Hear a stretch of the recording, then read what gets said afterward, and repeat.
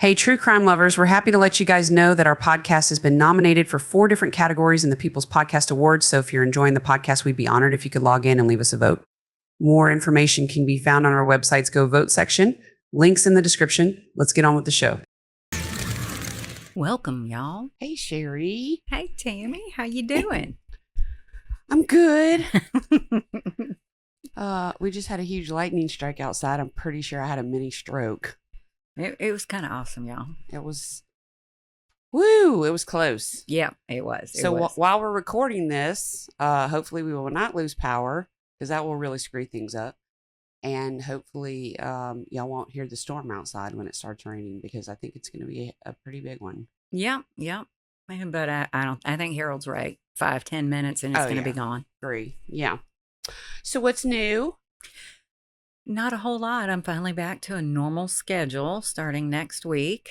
Good. Or close to normal. I'll still work. I was going to say, does that mean that you're not going to work till 10 o'clock at night? No, it just means I'm giving up Mondays. Oh, nice. So Tuesday through Thursday, I'll still work late, but I want to be back home with the grandkids. Awesome. Yeah. That's cool. All right. So everybody, when this comes out, I'm not sure if voting will still be going on. Hopefully, by the time this comes out, you'll have gotten your email. Hopefully, we made it into one of the 5 categories as a finalist. And hopefully, you would have gotten your email to go vote finally. Mm-hmm. But we do have the Women in Podcasting Awards coming up. Oh, do we? We are nominated in the comedy category. Okay. They didn't have a true crime category, if you can believe it. But we are nominated in the comedy category. So apparently we're funnier than we think we are. At least Tammy collects characters, that's for sure. There's some funny people that show up over here. I do have a plethora of characters in my life. And I love them all. Okay. Are you ready? I think I am. I am ready. Hopefully. Yeah. Because you always bring a good one. This is a good one, and it's a rare one. Ooh, okay. Okay. I searched high and low. Other than this, the longest recording in English on this case is 18 minutes. Wow. So we will hold the record. We are going to hold the record. For the only English told version of this that's longer than 18 minutes. Yes. Oh, well, there we go. There we go. So here we go. Okay. This goes all the way back to 1892. Okay. Okay. And I'm kind of on this historical thing. Not only am I about to bring you all something that's very old that a professor from a university brought to Tammy for us to do. Yes. That'll be next time. But you kind of think about what did we do before? What did we do before cell phone tracking? What did we do before DNA and genetic genealogy and all this other stuff? Crimes got solved? Yes. Before then? Yes. Okay. So I titled this 1892 Things Changed. All right. I don't know if Tammy's going to title it that. It doesn't matter. But I will. Okay, so we're going to set the scene with the time. It's this weird kind of combination between old and new. Like in America, we had very industrialized cities, factory workers, stuff like that. In the West, we had wars between different ranchers that, it was very much Billy the Kid, Wild West. Oh, yeah. Yeah. All that. Lizzie Borden's parents died that year. Okay. So that gives you a very good grip on where we're at. Yes. Okay. The two-way telegraph got patented. So that was about to make the world a lot smaller. Yeah. A lot. That was probably like their internet. Yes. Compared to, yeah. Yeah. And I mean, to be able to send messages over great distances almost immediately, huge. The pledge was first being recited in classrooms. Wow. And this is kind of an age where the Gilded Age and the Progressive era overlapped. I know nothing about either. I'm sure you will fill me in. Well, the Progressive era, it was a lot of scientific manufacturing. We were making advancements. We were making rapid advancements. Socially, we were making rapid advancements. I mean, by the time we got to the end of the Progressive era, women could vote. Okay. Okay. Yeah, so that tells you. Yeah. that kind of tells you what we're dealing with. And the Gilded Age is like the gay 90s and all this sweet fluffiness. Mm. All right. So we're going to go to Nicosia in the Buenos Aires province of Argentina. Argentina. Yeah. And I really hope I didn't butcher. You sounded great to me. Hey. All right. And so urban areas in Argentina were booming, well, pretty much worldwide, but definitely in Argentina. But in Nicosia is a little bit more of a suburban area. So are they experiencing the same things that we are in this point in history? I mean, are they Yes. behind us or ahead of us? Well, whenever you say us, I mean, the are they US. behind New York City? Yes. I Are they gotcha. behind The Wild West? the Wild West? No. Okay. Okay. Because I mean, you Yeah, know, the gotcha. vastness of our country and the fact that we were just like getting to where we could talk to Mm-hmm. San Francisco from New York, Right. like that. Okay. So these rural and suburban areas were a little less financially stable. Times could be a little harder for them, longer. Makes sense. Something like a drought could just Mhm. be a big deal. Okay, and so there's very, very pretty girl named Francesca, and she meets and marries Ponciano. You're doing so good with the names. Thank Let's you. call them Thank you. Franny and no. But Ponciano Rojas, which I forgot to look up what that means. I think it's. Is I it think not red? I think it is because Rojo in Italian. So I know only a few phrases, and it's just so I can shop. Yeah. Yeah, because I want Yeah. Scarpe Rojo. I Yeah. want some custom-made red leather Italian shoes. There you That's go. on my list. Okay. Together, they have 2 children, a boy who they also named Ponciano, and a girl named Felicia. Mm. So Felicia, Mm-hmm. but there. Okay, times are weird, and Ponciano, who was a good worker and a good provider, worked really, really long hours to provide for his family. And depending on the source where they lived was either a slum or just moderately working class. Mm. I'm leaning more toward Toward just- moderately working class. Okay. All right. You know. He worked all these hours, and that was the best they could do. Yeah. Wow. But they were young. Yeah. Yeah. You know, at their age, I was living in a piece Yeah. of crap. Yeah. Yeah. Yeah, I had a trailer, Yep. and it was a struggle to make that payment. Mm-hmm. Yeah. So anyhow, you know, they were making it, but Ponciano starts to hear rumors from everyone that his wife is stepping out on him. Oh, Everybody talking. Mm-hmm. And you know, he's away from the house all I was gonna day. say, well, he's all at the job 24/7. So yeah. And I'm not saying she had a right, but you know, she That- might be lonely. a little lonely, bored. Yeah. You know, the answer there, honey, is to go get your own job. Yes, true. But in this time, did women work? They could at this time there. Okay. Okay. So he finally believes it.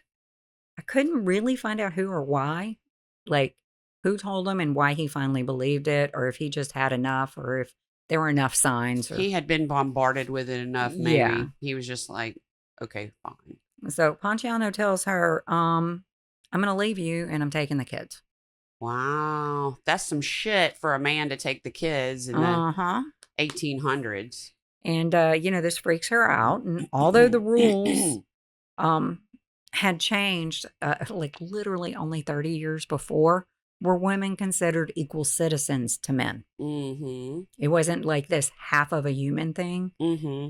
which it had been. That everything that y'all have, it's your husband's. It's not. It's not yours. Your vote doesn't, Right. you know, you can't vote. You can't be anything.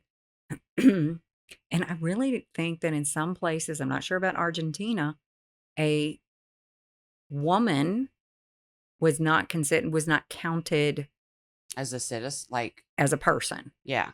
Yeah. In the census, we only Yeah. want to know who has a penis. Look, I've read a lot of documents about there were 14,000 men in this town, Wow. in other places. And how many women? Yeah, or children. Yeah, and children. Yeah. Okay, so this freaks her out because she's going to have to work and work really hard to survive. Okay, wait. Without a husband. So was she cheating? Or are we going to get there? We're going to get there. But Okay. yeah, she's cheating. Okay, so none of this was just rumor. Okay, she was doing it. All right. Yeah, and so the concept of working the way he worked to keep a roof over her head, that's going to put a kink in her social life. Of course. Yeah. So she starts looking real hard for a new husband before she gets completely Dang. separated. Yeah. Oh my God. Well, she hopefully has a couple that she can choose Couple from. lined up, Yeah. Her activities. Now, Ponciano is going to be fine because he's young, because they're only in their 20s. Mm-hmm. He's handsome. He's a hard worker. He's already done the thing, and he wasn't a mean spouse. Did he get the 2 kids? Or we're gonna. Okay, we're gonna get. I'll stop asking questions. No, don't stop. Don't stop altogether. But Okay. and plus the country's on a rebound from a recession, Mhm. so he's getting more financially stable every single day. Right. So he's about to be a guy with a good job, some savings, Mm-hmm. 2 kids, who has proven himself to be a kind husband. Yes. He's going to be fine. It just She, sucks that however- he chose badly. Oh. On June 29th, 1892, Ponciano and his neighbor, Ramon Velasquez, show up at his home and they have a hard time getting the door open. The door is either stuck or locked, and depending on the source, Or there's a dead body behind it. depending on the source, this is one of those cases that all original material is gone. What you mean? There's no newspaper articles. There's no anything. Oh, you talking about you doing research now to back then? Yes. Okay. So So there's a it's- lot of different. Gotcha. It's very much a copy of a copy situation. Oh. And since I do not speak Spanish, Yeah. even what's available, I don't know. If it's translated properly. Yeah. So the door was either stuck or Or locked. locked. Okay. In fact, even one of the sources said the kids, they were 2 boys instead of 1 girl, 1 boy. Mm-hmm. I mean, it's Yeah. just. It's all over the place. Yeah. So I kind of did a 75% rule. Yeah, it's like If 75% 75% of my sources agreed on a fact, that was the one you used. I accepted that as a fact. Mm-hmm. But on the door lock or stuck situation, it was pretty much a 50-50 thing. And I don't know if it's a translation thing. Right. If blocked, because that's the word I kept hearing, not so much stuck, but blocked, Mm-hmm. and locked may have a very, Close translation. very close translation. Yeah. If it's one of those things where it's the same word and you pick and choose what Mm-hmm. you believe. Okay, so some of those may still be wrong, but I did my best. Yeah. No, I think it's great. Yeah. Okay. Anyhow, they finally make entry, Ramon and Ponciano. And what they find will change both of their lives forever. Little Ponciano and Felicia are on the bed with their throats slashed. Oh my gosh. Francesca is crumpled on the ground, and her throat is also cut, and she has a head wound. But she's alive. Wow. Okay, so dad and son dead. No, son and daughter dead. Dad and neighbor find them. Oh. Okay. Dad Yeah. and neighbor find them. So it was just the 2 kids at home. Just the 2 kids and her at home. I gotcha. Okay. And so after she comes to, she says that Ramon Velasquez got angry with her, grabbed a knife and attacked her and the 2 kids. That he just grabbed a knife Mhm. out of the kitchen and attacked them both. And that he also hit her over the head with a spade. Yeah, I accidentally typed rover. I'm sorry for the little giggle. And if the door was blocked, then that spade was blocking it. So Okay. Yeah. either way. Okay. And now she had two stories about what happened, but I'm not sure if they were two separate stories or if they were two things that happened at the same time. Motivations are not always A, B, or C. Sometimes it's A, B, and a little bit of C. Right. And so it turns out that Ramon was a former boyfriend. He was one of the people she was stepping out with. Oh. Yeah. And he may be the reason why her husband began to believe things. Because I imagine if an ex-boyfriend comes up to you and asks for forgiveness, Wow. Yeah. you might believe him. Yeah. Okay. But they're definitely friends now. Ponciano and Ramon are friends. I have to stop you and rewind for a second because I'm confused.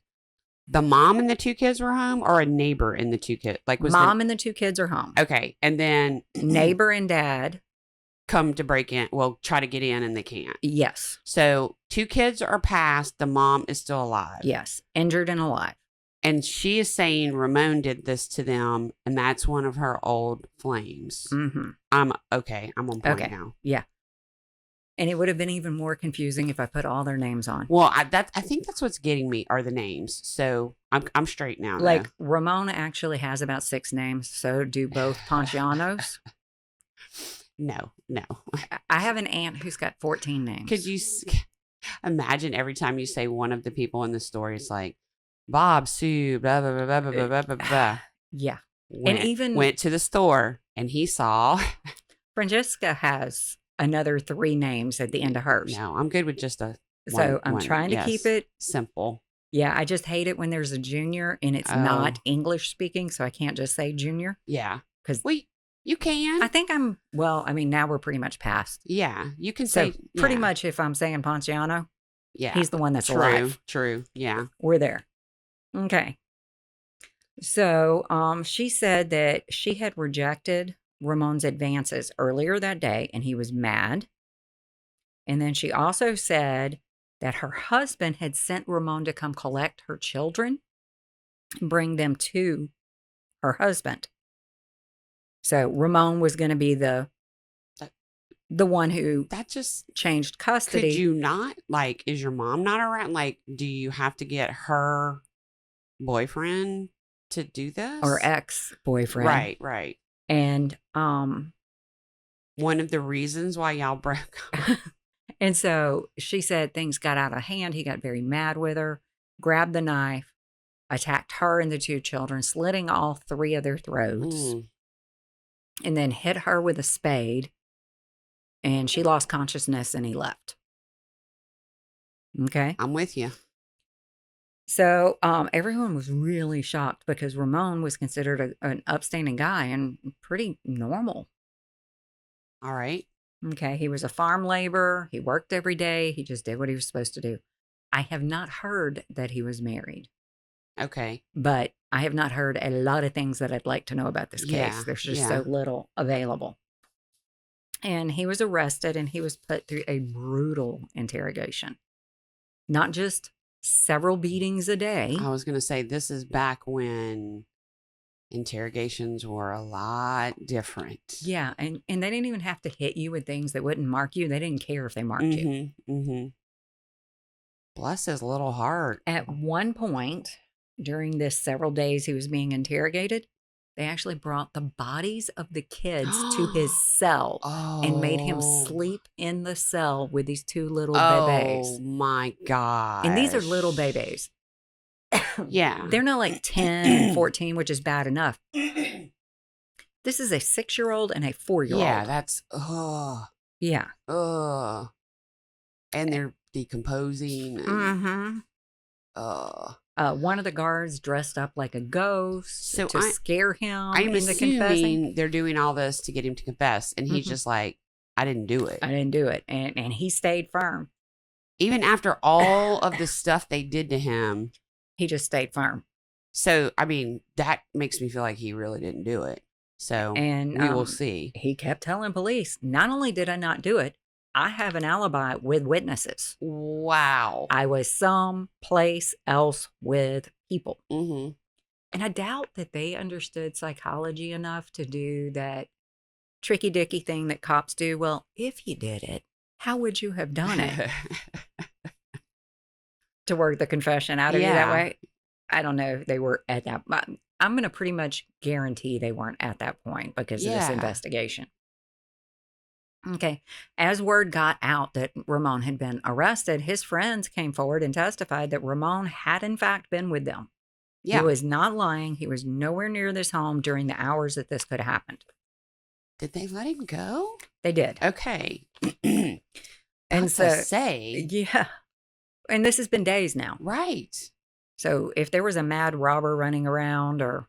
Yeah. Well, here's the thing. He's probably so fucked up by this whole thing. Like, he'll never recover from this. Yeah, I don't think Ponciano or Ramon, either one. I mean, Ponciano walked in and found his kids dead. Mm-hmm. Well, true. Yeah. I don't think any of them, either one of them ever recovered from this. And Yeah. so not finding anything about them, I wasn't surprised because I don't think they're going to go on to win Nobel Prizes or anything. Mm-hmm.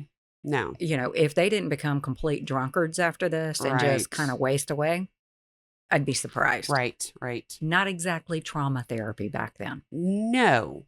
Well, the trauma you received was the beating that you got from the police when they think you did it and you didn't. Wow. And they had witnesses, right? And they had lived in these houses for a while. So even Ramon knew the children since forever. Mm-hmm. Mm-hmm. Okay, so local police are at a loss. And they send out help from the provincial capital of La Plata. La Plata. Yeah. Inspector Eduardo Alvarez comes in to help with the investigation. Okay. I was just thinking that we've had Gloria on the show before. If I'd have known you were doing this, I could have sent her some documents and she could have translated. I was actually thinking about her today. I was like, I should send her these other podcasts. Yeah. And send her what I have. But there wasn't enough time at that point. Send her what I had and see if there was any details that she could pull out kind of in comparison. But I think we got enough. Okay. So as soon as he looks at the crime scene, he kind of sees that the math ain't mathin'. The math ain't mathin'. I like that. The bedroom door was locked or blocked, depending on who spoke about it, from the inside. Oh, she's a slippery little bitch. Did the attacker leave? Mm-hmm. I mean, either way, it would have been easy to get the door open for somebody who had both feet under him. Mm-hmm. So why would he go out the windows? Mm-mm. Okay. Here we go. And Ramon was a farm laborer. Yeah. Farm strong is a different kind of strong. Oh, you're right. Like it's... Yes. You know, he may look 5'9" and 175 pounds, but he could probably lift... Yeah. 350 pounds regularly. I mean, Dave lifts entire air conditioning units. Right. Every single day. Yeah. And so if Farmstrong had hit her with a spade, her head would have been split open. Pretty much. Yeah. Pretty much. And then he carried a knife on his belt all the time because of the kind of work he did. Yeah. A big, sharp, easy to grab knife. Why would he go to the kitchen and get one? Why would he get a spade? Exactly. So her wounds would have been significant, probably would have been fatal. And we didn't have I know everybody who listens has seen a show where the person, and we've even done some on the podcast, the person committed a crime and then attempted to injure themselves to look like they were a victim. But, today they're like, oh, you're right-handed and the cuts are on your left side and the angle is like you cut yourself. And we didn't know hesitation marks. Right. We didn't know any of that. Nothing. She's bleeding, so she must be a victim. Right. And she's a she, so she must be a victim. Right. I mean, remember, she wasn't even considered a full citizen. Right. Because she had a vagina. Until just a short time before this. I think 1869. Right. Well, She was always born one then, probably. No, because she's 27 in 1892. Okay. So she would have been a little girl and Oh, okay. whenever things changed. So Eduardo saw a bloody handprint by the door, and he thought that hand looked like a female hand. Mm. So he cut out 2 pieces of wood with the print, and then he fingerprinted Francesca on a card, and these he sent off to La Plata. So they were doing fingerprints at the time or not? La Plata had the first working fingerprint database in the world. Wow. Yeah. In 1891, Juan Vucecic had begun this database, and I know that does not sound like a Spanish name. He had immigrated to Argentina in 1884, so he had only been there 7 years when he started the database, 8 years when this happened. Yeah, 8 years when this happens. His real name was Ivan, not Juan. Okay. And he was from a country that doesn't even exist anymore, didn't exist by World War I. So one of those little European kingdoms in the German kind of region. All right. Okay. I wonder what made him move to Argentina and start a big move. Fingerprint database. And when we say database, we're talking about cards. Yeah. There's no computer to put this on. So initially, he was a statistics expert for the police department. He was a trained mathematician, but dactyloscopy was his passion, and that's the study of fingerprints. What's it called? Dactyloscopy. And he'd been studying advances in this field for some time because he's a nerd.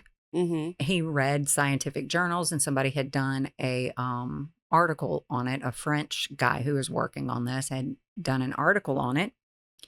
And because Juan was a mathematician, he had the kind of brain that could figure out how to categorize and file them, and could figure out how to categorize them for the purposes of reading. Okay.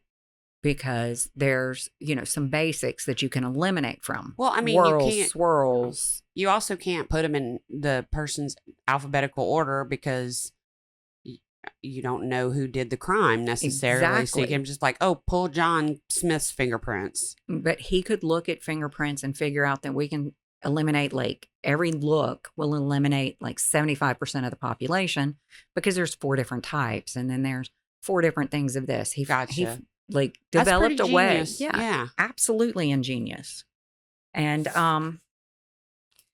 so, he knew that there were no 2 alike, and we had known for several decades at this point that there were no 2 alike. In Asia, fingerprints had been used as signatures for since paper came about. All right. The East India Trading Company had used fingerprints and handprints as signatures, but they just weren't sure if all fingerprints were different. All right. Or if they were just very few that were the same. Now we know. Yeah. It's all of them. Right. Okay. So Francisca had the misfortune of being in that guy's backyard. Yeah, because he that's why I said I wonder why he moved to Argentina. He could have moved anywhere in the world. In the entire world.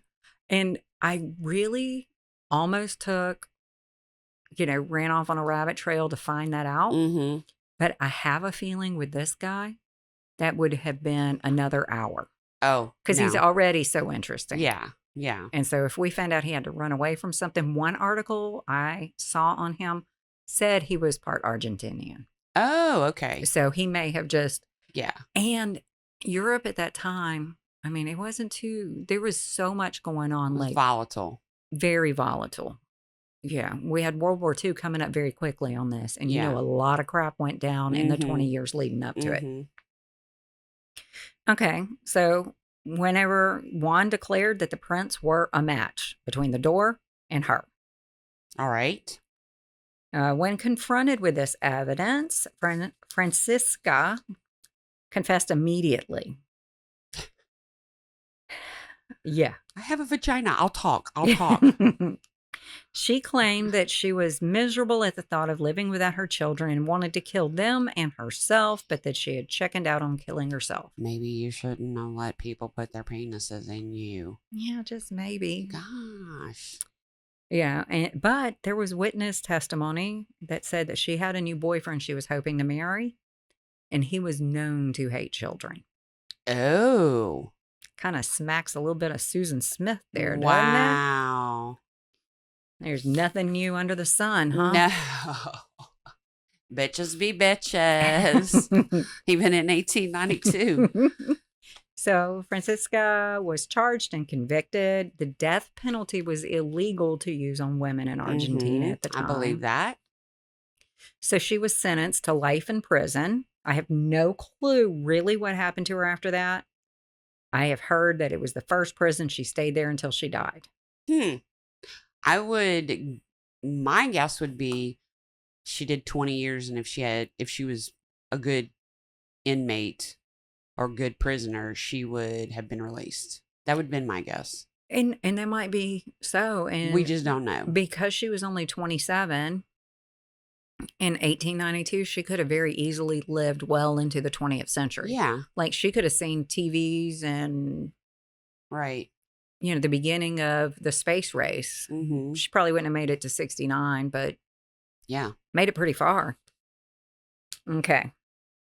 So Juan/Ivan went on to become a huge influence in forensics. The police academy in La Plata bears his name to this day. Oh, wow. Because this was the first case that was ever solved with fingerprint technology in the entire world. Yeah. Wow. That's pretty awesome. Soon, fingerprints became the official means of criminal identification worldwide. It replaced something that was a little weird and cumbersome called anthropometry. And this is anthropometry? Not palm, but palm. And it was a little bit of pseudoscience plus science. Some of the things would have really helped, some not. You remember like phrenology where they would study the bumps on your head? Mm-hmm. That was in there. But what they were doing was they were taking measurements of criminals. Like their bodies? Yes. Like he's 5'8". Yeah. His waist is 36 inches or and whatever. His nose to edge of his eye ratio. Oh. I mean, very. So they didn't necessarily know if this was going to produce anything, but they were like, let's start a database and see. And it was the way that we classified criminals. Some of them were saying that these numbers also were a signifier of criminals.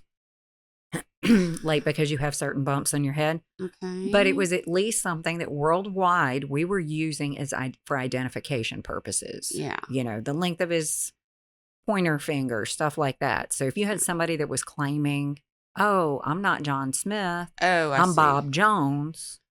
Measure your finger. John Smith has all your same measurements. Yeah. So you must be him. So you must be him.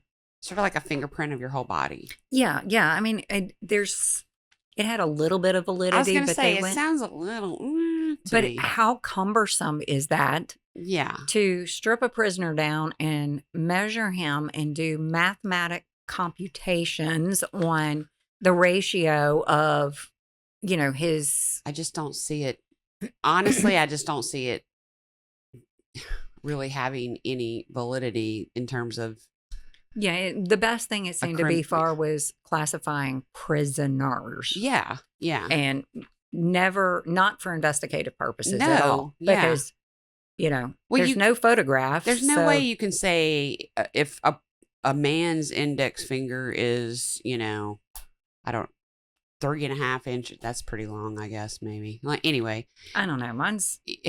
If a man's index finger is 3.5, he is more likely to commit murder than someone who's 3.25 inches. And that was the pseudoscience that was behind it. Yes. But again, I mean, for people who are a little more practically thinking, the measurements did help with identifying this prisoner against that prisoner, or, stopping people from using aliases. Right. I mean, we did a case a couple of years ago with the guy that just grew a mustache. He Mhm. was the German war criminal. No, he was the French serial killer, and got to Paris right as the war was ending and almost escaped because he grew a freaking mustache. That was all it took for him to hide when the whole country's looking for him. So, I mean, that's one of the things. And in America, we kind of quickly adopted using fingerprints as well as the rest of that. But we had a case that kind of stopped that, and it was the story of Will and William West. 2 guys or 1? 2 guys. Will and William. And they didn't know each other. Oh, wow. Yeah. So almost the same name. They didn't know each other. So Will West in 1903 enters the Leavenworth prison. All right. And the clerk is like, I just took your picture and stuff a couple of years ago. Did you get out and now you're back this fast? Mm-hmm. And he's like, nah, I've never been here. Yeah. I've been to jail, but not this one. And you do not have my measurements on file. And so the clerk went and pulled out a card for William West. Both men looked exactly alike. Their measurements were identical. Don't keep me hanging. Like, the only thing that was different was their fingerprints. Ah. So they had started using fingerprints in conjunction with this other. Yes. But, by this point. Hopefully they realize we don't really need to take all these measurements anymore. And that's where fingerprints, because of that case, fingerprints became the standard. Yes, for ID. Wow. That's very interesting. That was. I mean, and to think 1892 wasn't that long ago. I've known people in my lifetime who were born in the 1880s and 1890s. So that's all we've had fingerprints for? Wow. Yeah. Yeah. Most of American immigration happened after the 1880s. So that's just insane. Yeah, I agree. And it did have some sources I wanted to particularly shout out. I went to about 25 different sources to pull this together. Thank you very much for that. You're very welcome. One in particular, and I'm going to buy some of her books. I went to the website drangelabuckley.com. She is a crime historian and author. And I'm going to get some of her books because she laid it out clearly. Most crime books are either too technical or too fluffy. Like it's all emotion or it's all facts, kind of bullet pointed. It's a tough read. Yeah. But she did great. She did great. And she's written more than one book. And I didn't read her whole book. I just read an article on her website. Okay. That happened to be about this case. So she's done a whole book on this? She's at the bottom of this article, it said, I will write more about the progression of fingerprint technology. Oh, okay. And not specifically this case. This case will be in there because it's number 1. So Dr. Angela Buckley. Okay. Shout out to her. Obscurehistories.org. Sounds like this would be, fit right in on Obscure Histories. History.com. Amusingplanet.com. Those were all places that I actually got non-repeated. Like most of them look like it was the same article, copied and pasted everywhere. Yeah, I gotcha. A Brief Case is a YouTube podcast, I guess. And the title of it was The Horrifying Tragic Case of Francesca Rojas de Carabella. And that whole podcast does nothing but the most obscure. He says he's looking for crimes that history forgot. Wow. That's pretty cool. And so between that and a new listener reaching out to me saying that she loves it whenever I do historical cases. Like she wanted me to go deep. Do you want her to say her name or no? Hey, Shannon. Hey, Shannon. She mentioned one that I knew about, but I haven't heard anybody do a podcast on that was from literally the 15th century. Wow. And it's a pretty horrific one. Chandler's here, camera switching. He's shaking his head. He is a very big history buff. Yeah. So for a little while, I'm going to be doing kind of the progression of forensic and how they changed police work. And wait a minute, you're going to like turn this into a respected, organized podcast? no, we can still call the bitch that stepped out on her husband and killed her 2 kids a bitch. That was pretty awesome. Thank you. Oh, you're so Looking welcome. forward to hearing more about the progression of the forensics that we used today. Yeah, because I mean, it's just Where did they start? where did come they from? start? What did we do before them? And Mhm. obviously, before fingerprints, we beat the crap out of somebody and put dead bodies in his jail cell. Yeah, I feel like even when fingerprints were a thing, we were still beating people in jail. Yeah, look, we'll still beat people in Yeah. jail. We don't pay the guys that guard the prisoners. Enough. Yeah. They're paid like McDonald's workers. Mhm. So we're not exactly getting people that hold records and self-control. You're right. Yeah. You're right. All right, you want something funny? I absolutely do. Reader's Digest is where I went. I'm going to read you the stories straight off the page. It's rd.com. Reader's Digest was like a little magazine. I remember as a kid, had funny short stories. It had today we use that. Well, kids won't know this. Give me the Reader's Digest version of something. That means give it to me short and sweet. You know, you can get an electronic copy of it sent to your phone or your Kindle. But you know what? Pretty cheap. I like the whole magazine. Well, you can still get the real So one. they're still publishing. They're still publishing. They have a website, rd.com. Uh-huh. And this is, I think, Stupid Criminals that they have listed. Again, I haven't read these. Hopefully, it's not a duplicate of anything I've done in the past. If it is. It'll still be funny. Mm-hmm. Police in Ossingen, New York, I'm sure that's wrong, It's okay. were called to a mini mart where they found Blake Leak, 23, trying to break in. They chased Leak through the streets until both cops took a tumble. Seizing the opportunity, Leak sought refuge on the grounds of a large building. That building was the Sing Sing Maximum Security Prison, Oh, crap. where he was promptly nabbed by a guard. That's why this one was called Caught. Oh, Caught man. squared. That's I don't know. Is that stupid or just bad luck? Don't rob shit within running distance of a prison, I guess. Yeah. Oh, my goodness. Mm. Well, that was fast.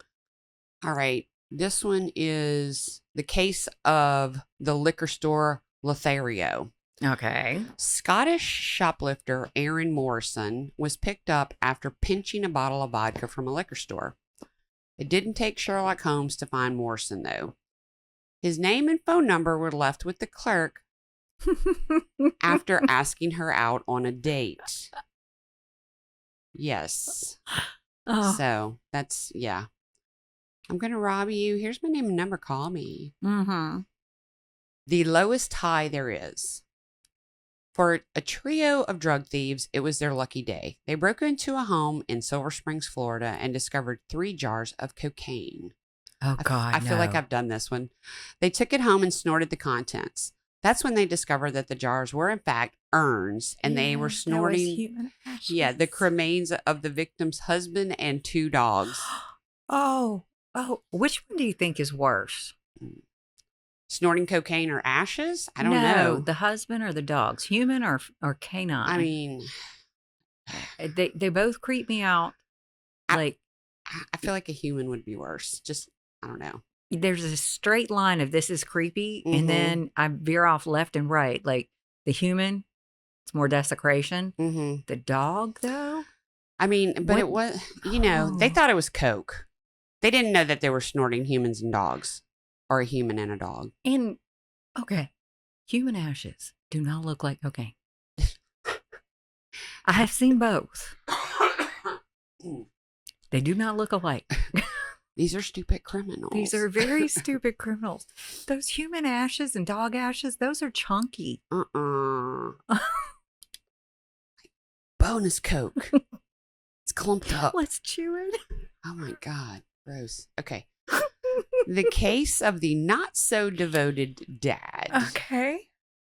Bring Your Child to Work Day is a long honored tradition that allows children to see what's going on in the business world while also getting a chance to watch their parents ply their trade.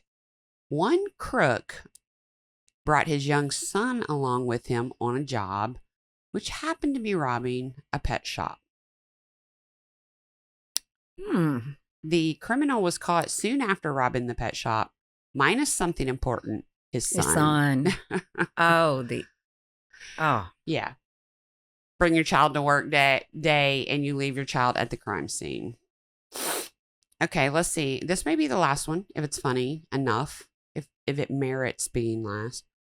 Watch Where You're Going is the name of this one.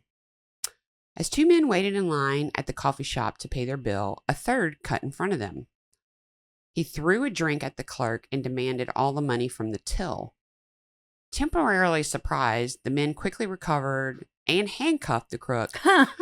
Apparently, in his rush, the criminal didn't notice they were police officers in full uniform. Dumbass. We need a little theme song. Dumbass criminals, dumbass criminals. Okay. Wow. Yeah, that was That's really, you literally walk past two police officers in uniform and trying to rob the coffee shop. Yeah, and that drink, throwing it at the that now makes it armed robbery. Right. You're right. Especially if it was hot coffee. Yeah. That could be like, well, even if you have a fake gun, if you're using something to threaten someone into giving you cash, that's armed. Yeah. Doesn't matter if it's real. It was a Starbucks skinny mocha latte. Oh, we had I love shopping at Back on the Rack. Yeah. Okay. Hey, Back on the Rack. Hey. Oh, and they all listen. Oh, awesome. Yeah. They've opened a PJ's. Oh. Right beside it. Oh, Chandler. PJ's coffee is mine. Okay, so Chandler found out the other day that PJ's has food, and they have egg bites and they're so good. Well, he got a fried chicken sandwich there, and he said it was amazing. And unlike Starbucks, they treat you like you are the only person in the entire world. Wow.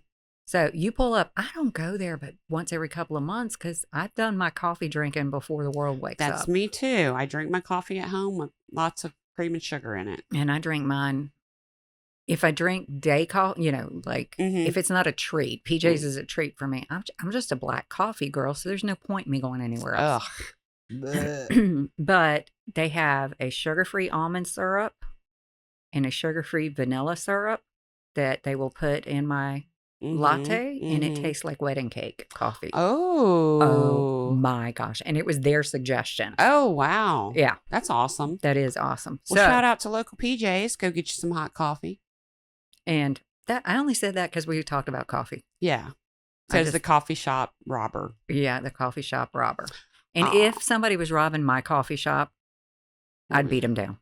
You would. Well, I mean, I would have definitely, at the very least, given those cops some free coffee. For the rest of their natural life. Thank you so much for being here. Oh, you're so welcome. Chandler, thank you for camera switching. And I know what we're going to do when school starts. What? Chandler's not going to be here switching camera. I thought you said, I know what we're going to do when school starts. Oh, Chandler will come back every weekend and camera switch for us. Yeah, his eyes just went big like, what Mom. Is it, like a 4-hour drive? Yes. Yeah, that's a little much. He's not doing that. Yeah. I'm going to have to go back to begging the other children that hang out here. We need to teach Poppy how to do it. Oh, yeah. Do you think he would do it? Yeah. And his peanut gallery comments. Oh, yeah. Are hilarious. Yes, we would have to get him to do it. Yeah. It would be dad joke after dad joke. No. I can't have that.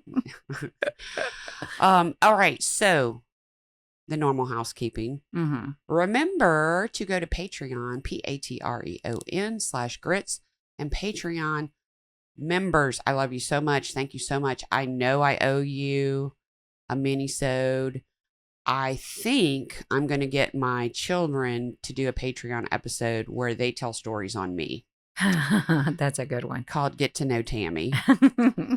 So I think that's going to be the Patreon. I know that's not true crime, but... Oh, and Dalton's brutal. Yeah, he is brutal. It will be pretty funny, I'm sure. Mm-hmm. So go to Patreon, help support the show like our other Patreon members. We love y'all so much. But if you can't, that's cool. No problem.